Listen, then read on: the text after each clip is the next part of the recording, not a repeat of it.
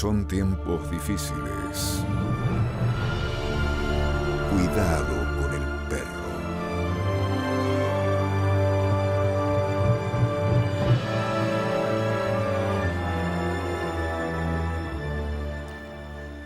La justicia federal en el banquillo de los acusados, Pablo Salinas. ¿Qué tal? Buenas noches. Bienvenida, bienvenido a nuestro Cuidado con el Perro de cada día. Es un abogado muy vinculado y muy comprometido con los temas de derechos humanos y con mucho compromiso también en juicios que han tenido relación y siguen teniendo con crímenes de lesa humanidad. Un gusto, Pablo, tenerte en otro programa. Muchas gracias por la invitación y un placer estar acá en este programa, en este canal de nuestra universidad, ¿no? Bien, ¿sos profesor de la universidad? Sí, y es un orgullo para mí. Soy profesor titular efectivo en la Facultad de Ciencias Políticas. Por concurso, hace varios años ya, y bueno, es algo que llevo con mucho orgullo. Sabes, no sé qué quiero preguntarte. Hay temas que van a caer a la noche por su propio peso, indudablemente. Pero, ¿dónde naciste? Quiero entrarte por otro lado. Está bien, nací en San Luis. Nací en San Luis, pero soy mendocino porque no viví nunca en San Luis, digamos. Viví siempre en Mendoza. Hice mi secundaria en el Pablo Nogués, colegio industrial. Y después partí a estudiar a Córdoba, una época donde se iba mucho a estudiar a Córdoba. Todavía no estaba funcionando derecho bien en nuestra universidad acá. Y después volví, después de recibido de abogado, y apenas llegué empecé a trabajar en el movimiento ecuménico por los derechos humanos gracias a Pocha Camín y a Elba. Y estaba en vida Armando Camín en ese entonces, y empecé a trabajar con ellos. ¿Qué primer recuerdo tenés de vos mismo, claro, en relación con este asunto de la abogacía? ¿Qué primer impulso? Y el derecho, quizá si no hubiera sido por mi historia familiar, no hubiera estudiado derecho.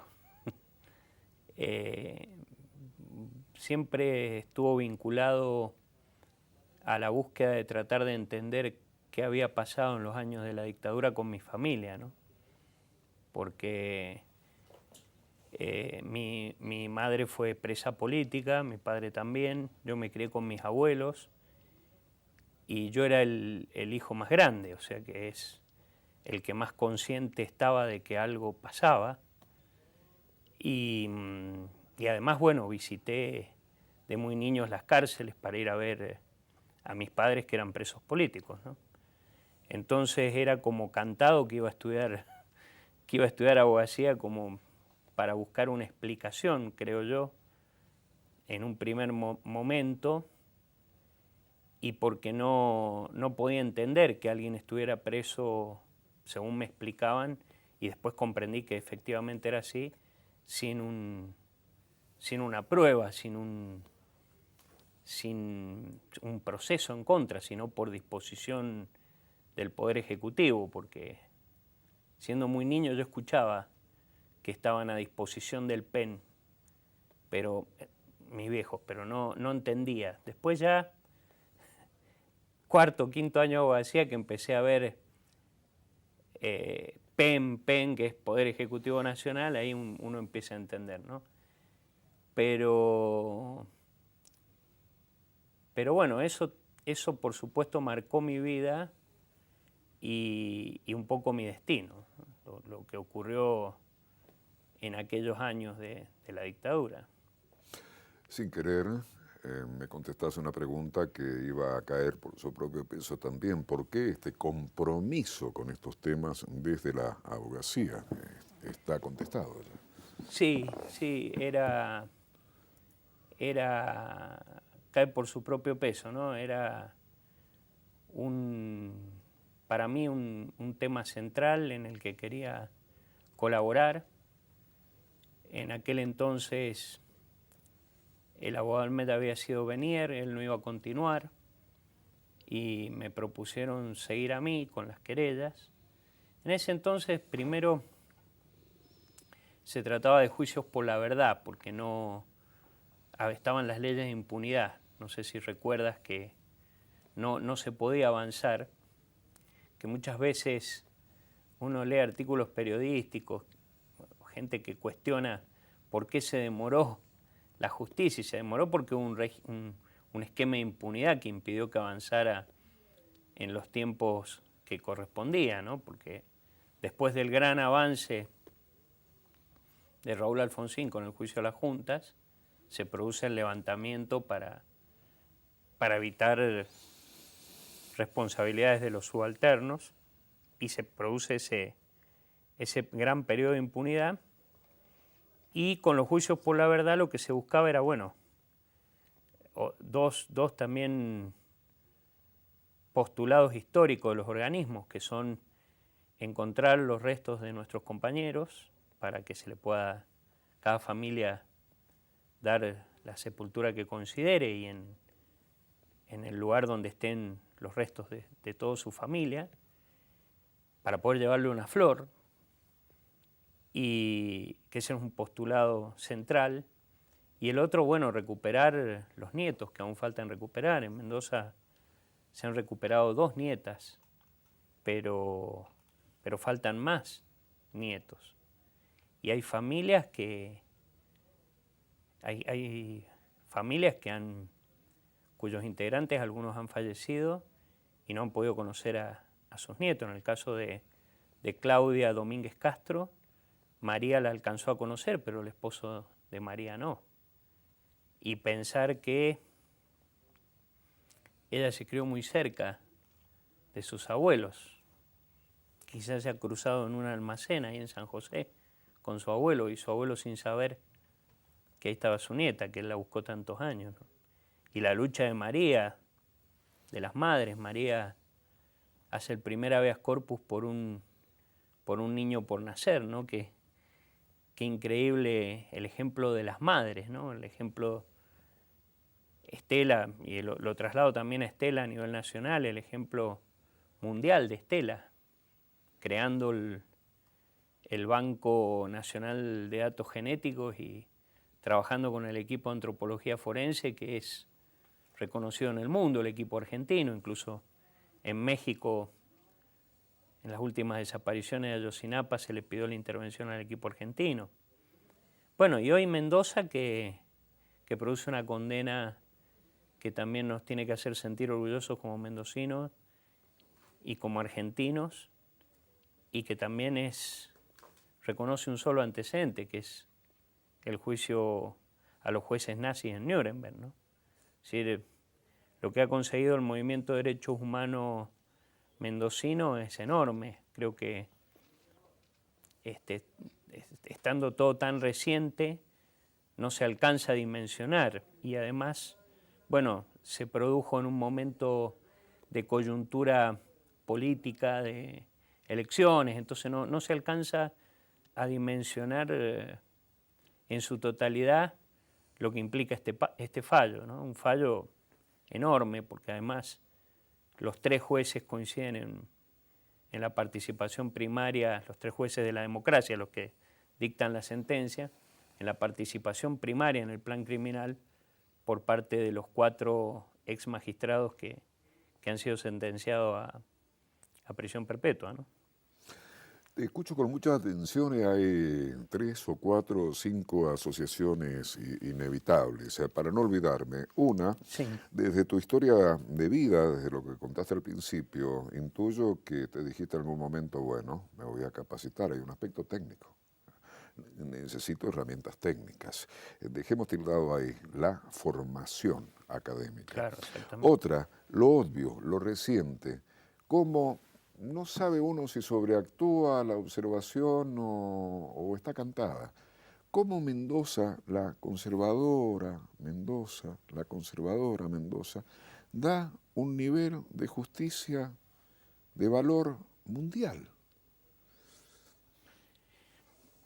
Muy buenas tus preguntas. La primera, hay que indicar que en general los hijos, digo hijos de expresos, de hijos desaparecidos o de detenidos desaparecidos, hoy tienen un alto grado de capacitación técnica, la mayoría, quizá porque se une la búsqueda de la verdad o poder comprender nuestra propia historia. Doy un ejemplo, Nazareno Bravo, que es profesor en la Facultad de Ciencias Políticas, doctor en Sociología, Ernesto Espeche, que fue director de Radio Nacional, doctor en Comunicación, dicta seminarios en Colombia, en otros países. Y ante tu pregunta respecto a mí, yo tuve la suerte de tener un muy buen director de tesis, que era en ese entonces el decano de la Facultad de Derecho de Córdoba, el doctor Pedro Yancy, que además venía de una formación de derecha, Pedro, y es de esa orientación, y él dirigió mi tesis, y yo me recibí doctor en Derecho de la mano de Pedro Yancy, decano, hoy vicerrector de la Universidad Nacional de Córdoba. Entonces, creo que la formación ha sido la clave para poder impulsar los juicios, para poder estudiar el fenómeno del terrorismo de Estado en toda su dimensión, para poder comprender lo ocurrido y para ser lo más estricto y justo posible, independientemente de mi historia personal. Y con respecto a la segunda pregunta, en Mendoza hay un movimiento de derechos humanos que te diría es admirable y que no conozco que otras provincias tengan el nivel de unidad y cohesión que tiene el movimiento de derechos humanos en Mendoza. Todos los organismos mendocinos trabajamos en conjunto, es decir, se organiza y se trabaja en conjunto. Y esto ha sido un tema no menor en lo que se ha conseguido. Por supuesto, también ha habido fiscales y jueces de la democracia comprometidos en hacer justicia, algo que parece una obviedad, pero en un país tan acostumbrado a la injusticia como el nuestro, una gota de justicia y de este tamaño es enorme, ¿no? Entonces hay que ponderar al fiscal Palermo, que fue quien hizo la primera acusación, que hoy es ministro de nuestra Corte Provincial, al fiscal De Luca, que hoy integra la Fiscalía General, al juez Bento, que dictó las resoluciones, las primeras resoluciones para avanzar en este proceso, y por supuesto a la Cámara Federal que confirmó los procesamientos, son varios jueces más, ahí estaba presidiendo, entiendo que Nasif, y después el Tribunal Oral integrado por Alejandro Piña, Raúl Furcade, Juan González Macía y Héctor Cortés, que son 3 jueces y un cuarto juez. Todos esos magistrados federales interpretaron que acá se trató de una participación criminal en el plan criminal del terrorismo de Estado. Y dignificaron a la justicia de Mendoza porque el momento que se vivió, yo estaba en la sala, por supuesto plagada de periodistas y funcionarios y víctimas, integrantes de organismos y familiares de los propios acusados, pero cuando llegó el momento de la condena Romano, sentí esa multitud que estaba afuera, que creo que está en esta sentencia, cuanto más gente nos ha acompañado los organismos, sentí ese clamor de justicia en lo más profundo, ¿no? Y cuando ya siguieron relatando las sentencias, imponiendo las penas perpetuas a Miret, a Carrizo, a Petra, sentí esa sensación de justicia enorme, enorme, y pensaba en las víctimas. Por eso no pude contener el llanto ahí en la sala de debates, porque pensaba en lo importante que es para las familias de las víctimas, que muchas veces en sus propias familias fueron, en la misma sociedad y en sus propias familias, fueron cuestionados por haber militado en un partido, por haber luchado por otra Argentina, responsabilizados en alguna medida. Y cómo esta sentencia era una gota, una luz de justicia, porque los familiares podían entender que aquí hubo un plan criminal de un terrorismo de Estado en toda su dimensión, que no es solo los grupos de tarea, sino que necesitaron de la prensa, que tenían, por eso fueron presos varios editores, por eso metieron preso a Antonio Di Benedetto, por eso metieron preso a Lucero, por eso, para poner gente de ellos a controlar ahí, y de la justicia federal, porque era la que necesitaban que les cubriera las espaldas en cada uno de los secuestros que ellos producían. Entonces, es profundamente reparador para las víctimas comprender que esto fue obra del terrorismo de Estado, que el lugar de sus familiares es el lugar de reconocimiento que deben tener. En el libro Andrés Cassiani dibuja, y decidimos que los dibujos que quedaban en el libro eran los dibujos de los desaparecidos mendocinos. Y ahí tenemos a Rubén Bravo, ahí tenemos a Adriana Bonoldi, ahí tenemos a nuestro rector Mauricio López.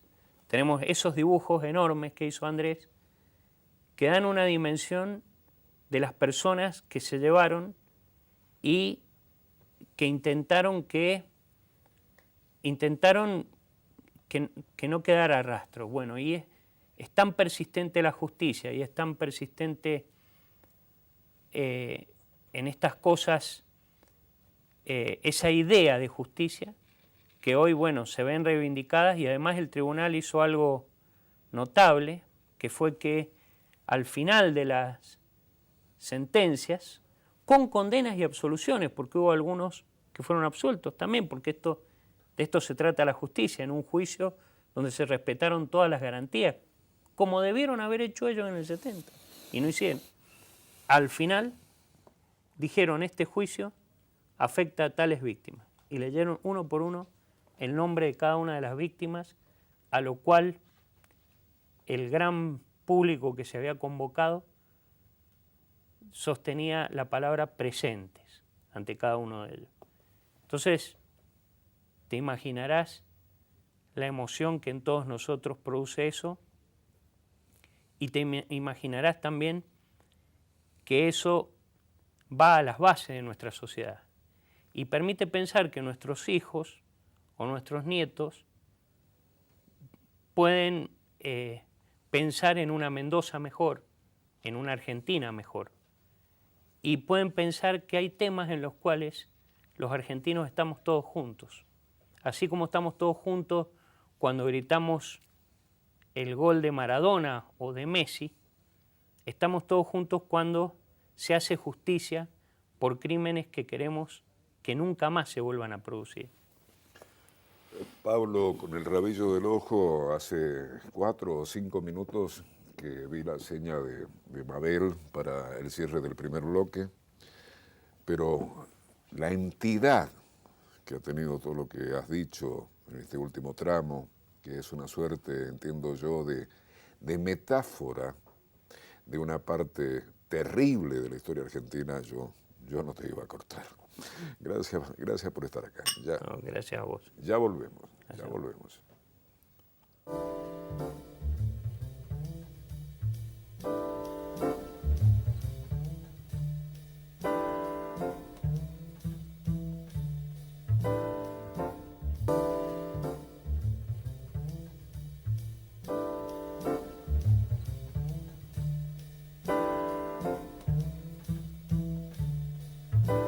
Pablo Salinas, el abogado Pablo Salinas, esta noche en nuestro Cuidado con el Perro, en un campo abierto de asociaciones. Se vienen más de 30 años de la historia argentina. El avance de Raúl Alfonsín en su momento, el retroceso de las leyes de punto final y obediencia debida, haciendo un repasito, la apertura hacia que la justicia pudiese ir al hueso, las marchas cada 24 de marzo de todos estos años, un nivel de ejercicio de memoria respecto de la verdad y la justicia que se ha ido retroalimentando, pero así todo, y a eso estoy yendo,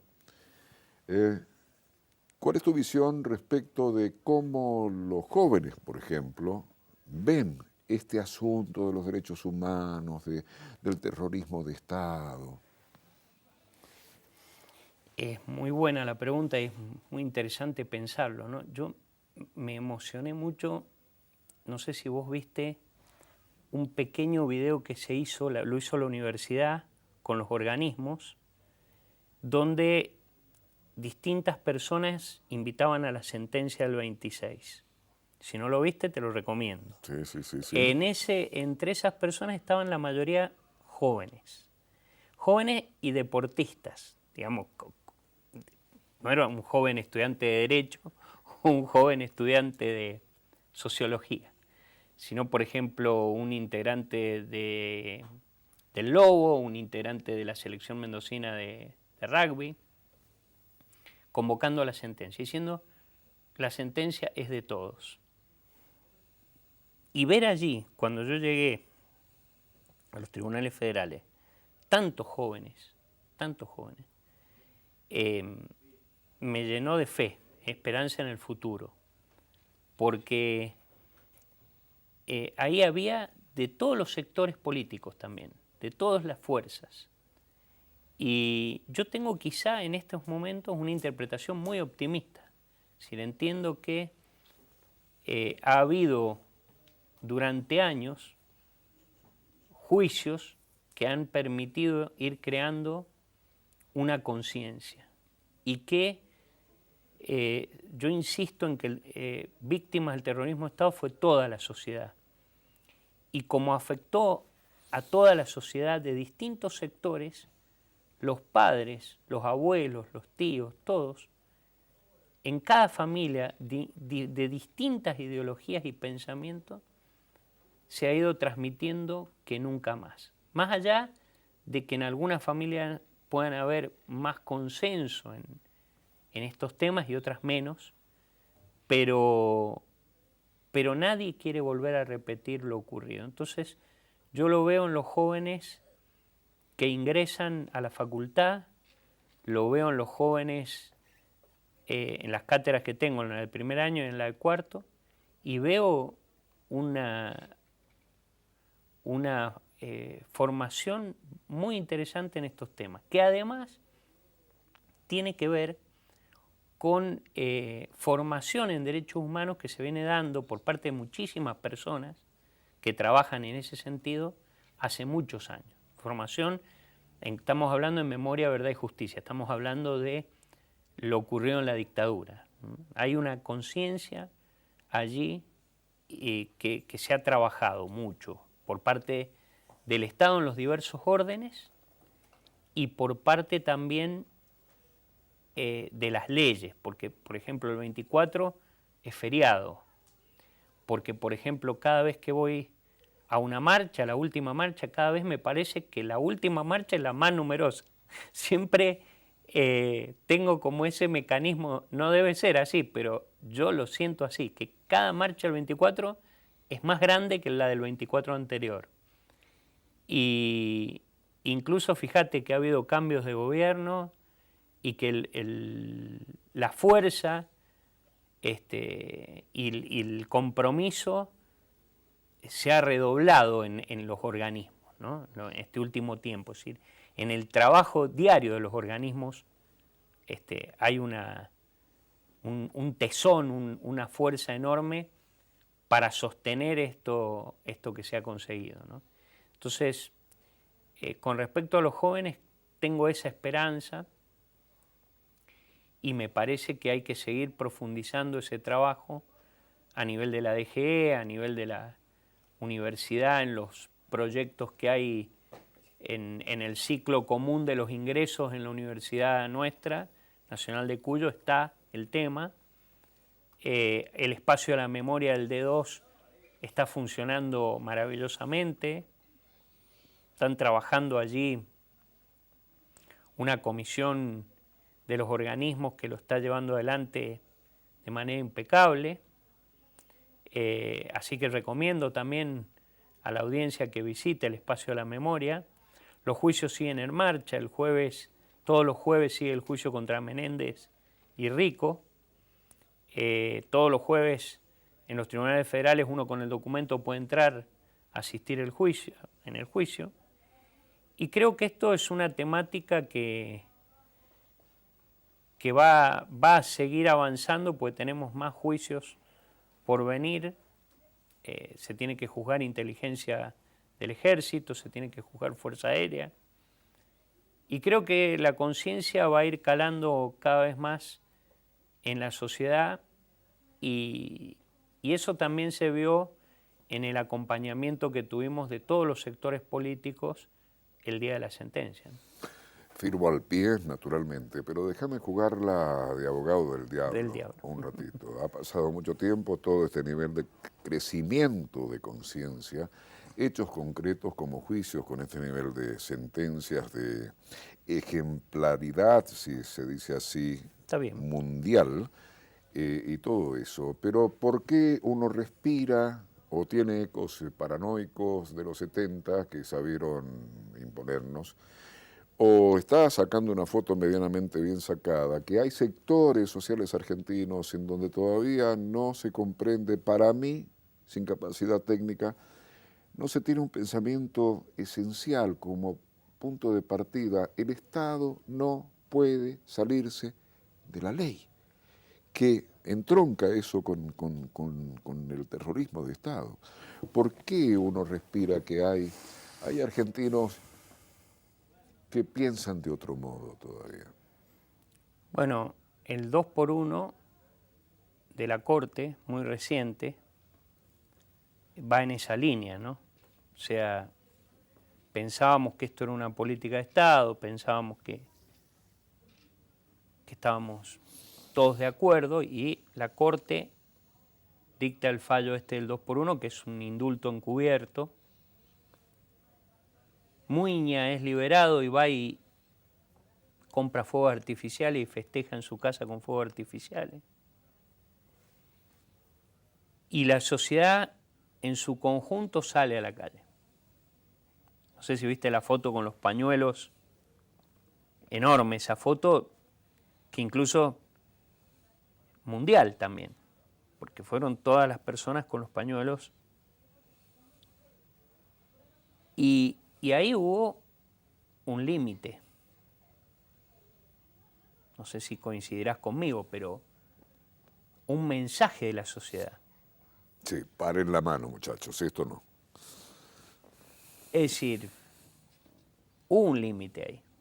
Y efectivamente ocurrió algo inédito, que es que se reunieron las dos cámaras y sacaron una ley para morigerar ese fallo. Y ocurrió otra cuestión inédita, que es que después de años donde cada resolución de la Corte se cumplía pacíficamente por todos los tribunales inferiores, digo porque tuvimos una Corte con Argibay, con Zaffaroni, con Fay, esa Corte que tuvimos fue una Corte respetadísima en el mundo jurídico. Después, bueno, ahora vienen los nuevos integrantes, y los nuevos integrantes en poco menos de un año, en meses, dictan un fallo que no lo cumplió ningún tribunal inferior. Y hoy están denunciados y con pedido de juicio político. Rosenkrantz, Rosati y Hayton. Y con una denuncia muy seria, porque hoy pueden sostenerse, pero la seriedad de esa denuncia es muy, muy grande. Entonces yo creo que ahí hubo una toma de conciencia incluso en distintos órdenes superiores del gobierno. Garabano salió a criticar el 2x1. Abruz primero había dicho que era un fallo, había que respetarlo, después dijo, no, bueno, esto no puede ser, cuando vio que la sociedad no permitía el 2x1. No estaba dispuesta a aceptar eso. Que creo que es parte de lo que venimos hablando, es decir, la sociedad argentina va a permitir o discutir si nos endeudamos más, si nos endeudamos menos, va a discutir la corrupción, porque la corrupción es inherente al sistema político en general. Acá abro una puerta, pero digo, lo va a discutir, ojalá desterremos la corrupción, pero digo, va a discutir si el país tiene que ser más abierto, más importación, menos importación, va a discutir si los anteriores se equivocaron, si los nuevos acertaron, si los nuevos se equivocaron, los anteriores, eso lo va a discutir. Pero el tema de la responsabilidad de los genocidas, la sociedad ya tiene asimilado que eso es una conquista que no se le puede retirar. Y lo demostró el día de la movilización del 2x1 absolutamente, digamos. Entonces, los que propiciaban eso desde los editoriales del diario La Nación tuvieron que retrotraer ese discurso y tuvieron que redireccionar, porque acordémonos que el primer día que asume Macri, el diario La Nación le pide la impunidad para los genocidas. Pero hoy, después de esa tremenda movilización, el mismo diario sabe que no le puede pedir un imposible al presidente. Entonces, me parece que quizá me equivoco, Fito, pero soy optimista, digo. Soy optimista y además porque hay una particularidad, hemos hablado de lo individual y podemos hablar de lo familiar. Todos tenemos un familiar que es radical, otro peronista, otro del PRO, todas nuestras familias. Muy difícil que alguien, toda su familia, piense de una manera similar, me parece.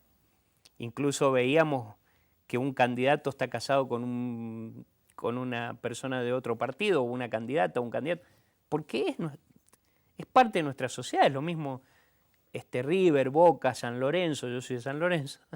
Es decir, todos tenemos algún familiar de uno u otro equipo, entonces tenemos que convivir como sociedad y en esa convivencia como sociedad el tema de derechos humanos y juicio y castigo puede ser un punto de partida para decir, bueno, en esto, pro, peronistas, radicales, izquierda, todos estamos de acuerdo en que acá tiene que haber justicia.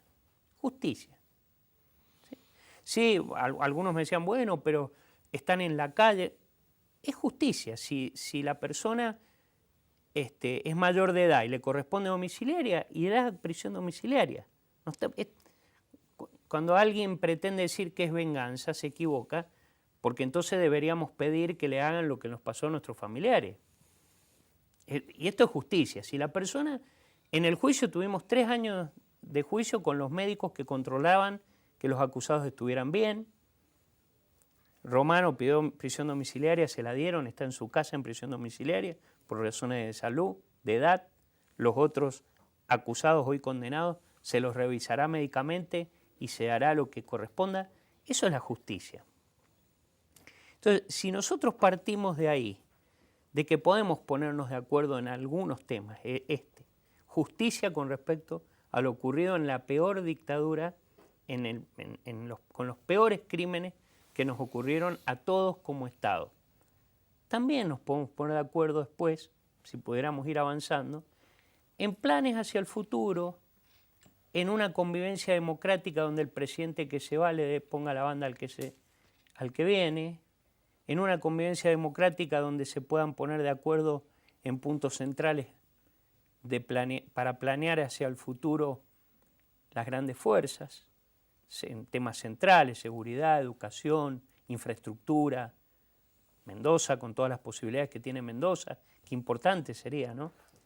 Entonces, bueno, me parece que el mensaje que dio la sociedad argentina con los pañuelos en alto fue un mensaje enorme, ¿no? Y muchas veces cuando nos deprimimos, cuando pensamos este país no tiene, no tiene arreglo, que nos pasa todo, de un lugar o del otro, acá que algún oyente me lo discuta, pero creo que a todos nos pasa cuando nos agarramos una rabieta con algo que decimos, pero esto, somos, ¿por qué? Y entonces, bueno, nos quejamos y somos pesimistas, bueno, perdemos la final, yo soy muy futbolero, entonces siempre meto un poco de fútbol, ¿no? Pero perdemos la final con Alemania, y nos agarran todas esas cosas, y después de repente pensar y decir, pero en este país, a diferencia de todos los otros países de la región, pudimos juzgar a los que llevaron adelante el terrorismo de Estado. Y en Mendoza en particular, a los cómplices civiles también. La pucha, ¿no? Y esto es un logro social, porque esto no es una persona en particular, o 2 o 3 o 6 jueces o 7. Esto es una cuestión social enorme. Entonces, miremos Uruguay, ley de caducidad. Miremos Brasil, la dictadura de Brasil. Ni siquiera pudieron llevar adelante juicios por la verdad en Brasil. Bolivia ni hablar, Banzer Suárez, dictador, volvió como presidente de la democracia. Perú ni hablar. Chile es el que más avances ha tenido, ha logrado condenar a Contreras, al jefe Ladina, tuvo un remesón muy fuerte, pero tuvo que después enjuiciar a Pinochet y lo salvó su fallecimiento a Pinochet. Sí, discúlpame, tenemos que ir a la tanda, pero esto está pasando así como livianito y me parece recontra importante. Y cómo manejar un lenguaje delicado, el folclore de Pepe Mujica y toda esa viralización en Facebook y la respuesta de ciudadanos argentinos, latinoamericanos. Y no estoy descalificándolo, en todo caso lo respeto, lo admiro, pero me cuelgo de lo que vos decís. Uruguay no fue al hueso como hemos ido nosotros. Brasil, hay muchas lecturas respecto a este tema. ¿Seguimos charlando enseguida? ¿Cómo no? Pablo Salinas, en Nuestro Cuidado con el Perro hoy. Ya volvemos.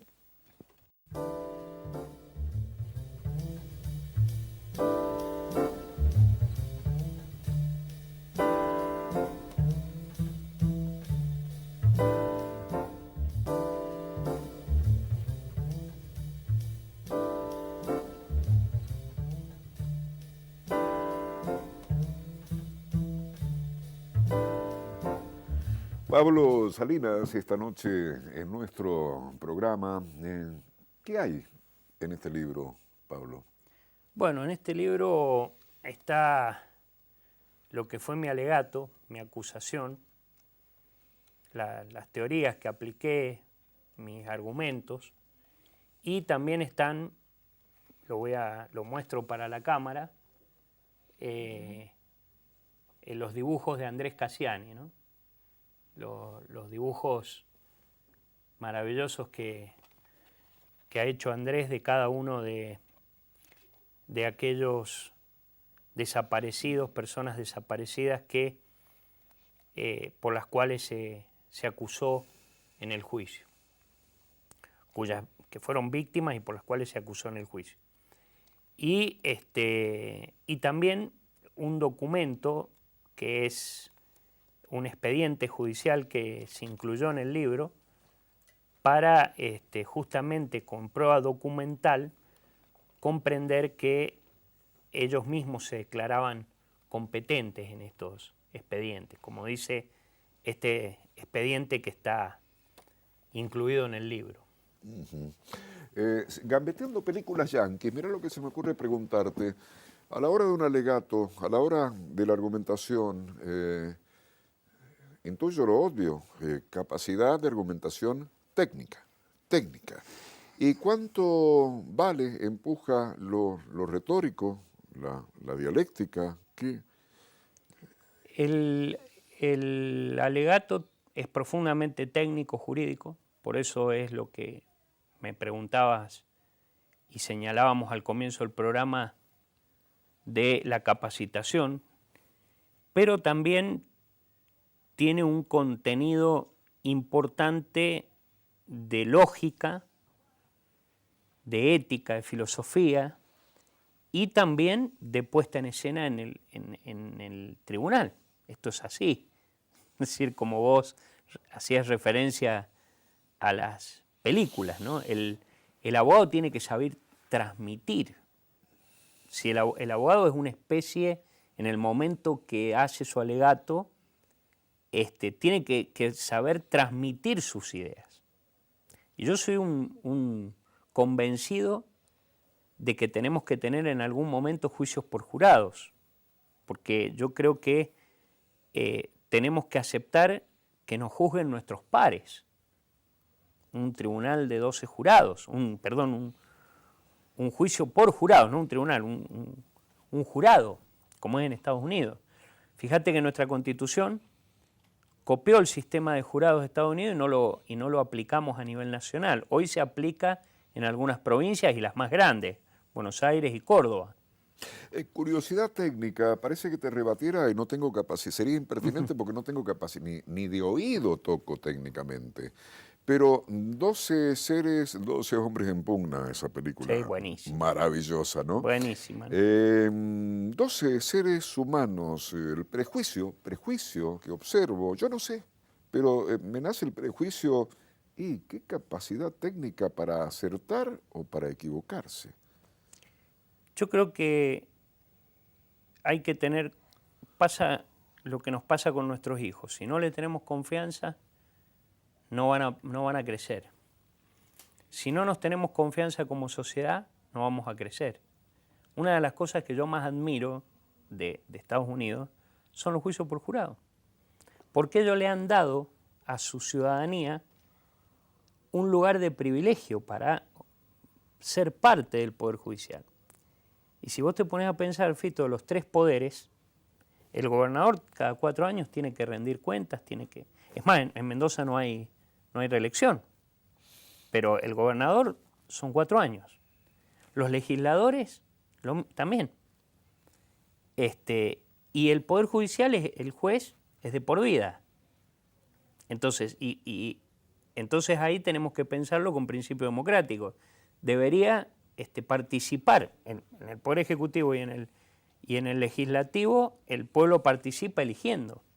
Y si una persona puede elegir al gobernador o puede elegir al presidente, que es un acto delicadísimo, también puede decidir si es culpable o inocente otro ciudadano. ¿Por qué no vamos a confiar en eso? Y de hecho, en los países que se aplicó históricamente, funcionó y funciona y sigue funcionando. Entonces, yo creo que tenemos una deuda que es democratizar la justicia. Esperemos que algún día lo podamos hacer, democratizarla aún más, digo. No solo tener jueces de la democracia, sino algún día llegar a poder aplicar a nivel nacional el juicio por jurado. Y te vas a sorprender, porque en los lugares donde ha funcionado históricamente ha funcionado muy bien, y en las provincias donde está funcionando hoy, viene funcionando muy bien. Incluso en Buenos Aires el caso más emblemático es el caso del feminicidio de Farré, que fue condenado por un jurado. Entonces, yo creo que no tenemos que tenerle miedo a crecer como sociedad. Y ahí lo voy a vincular con un tema que nos quedó pendiente.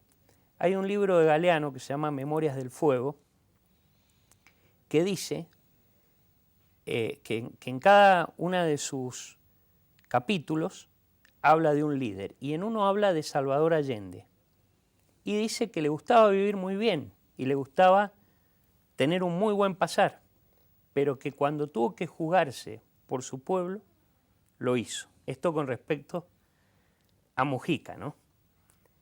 Es decir, a la pregunta, ¿qué pasó en Uruguay? Mujica puede ser un ícono del progre latinoamericano, pero no avanzó contra la ley de caducidad. Y eso seguramente desde la fundación del Frente Amplio, que fue el que le permitió llegar a la presidencia, era una de las grandes banderas del Frente Amplio, de Seregni, ¿sí? De un militar progresista uruguayo que fue el que fundó el Frente Amplio. Y él no cumplió con eso. Entonces, para mí, Mujica está en una deuda enorme, más allá de la puesta en escena, que haya un perro cola al lado de él y viva de manera humilde. Se disparan los temas y se pone interesante y se calientan los panchos, porque vamos al imaginario colectivo latinoamericano, por decirlo rebuscadamente, y cómo interpretamos. Vemos esto, pero no vemos suficientemente el contexto de la realidad, y pontificamos y prejuzgamos, etcétera. ¿Por qué sos hincha de San Lorenzo? Bueno, yo me crié, como te dije, con mi abuelo, que fíjate vos cómo un tema lleva al otro, a que no adivinás cuál era el oficio de mi abuelo. Militar. Ahí está. Mi abuelo se tiene que retirar a la fuerza en el 55. Ismael Cavalotti. Pero no por peronista, él era radical, sino por leal a Perón. Pero no fue leal a Perón, a quien él detestaba. Él fue leal a la Constitución. Y mi abuelo fue quien me crió a mí, fue la figura paterna mía, porque mis viejos estaban presos. Mi abuelo hincha de San Lorenzo, fanático. Hijo de inmigrantes italianos, Giuseppe Cavalotti, Zapatero Remendón era mi bisabuelo, venido en 1900 de Italia, esos pobres italianos que viajaron escapándole al hambre de Italia, y su esposa era contadina, que me han explicado que es como mujer del campo. Y ellos vinieron y, bueno, mi abuelo ya se crió en Argentina y entró al ejército porque era una manera de que tuviera techo, comida, obra social. y mi abuelo siempre me inspiró cosas muy importantes que él aprendió en su vida como militar, que es la disciplina, que es la honorabilidad, valores, que él se sentía muy mal porque cuando ocurrió lo de mi madre, él no podía entender que hombres del ejército pudieran matar personas indefensas, atacar sexualmente, torturar. No le entraba en la cabeza. Yo creo que nunca le entró en la cabeza. Y él, bueno, él era un hincha fanático de San Lorenzo porque, bueno, se habían instalado ahí en Boedo cuando llegaron los padres. Y entonces, bueno, yo heredé ese amor por el club y se lo transmití a mis hijos que también son hinchas de San Lorenzo. ¿Cuántos hijos? Tengo 4 hijos. 4 hijos.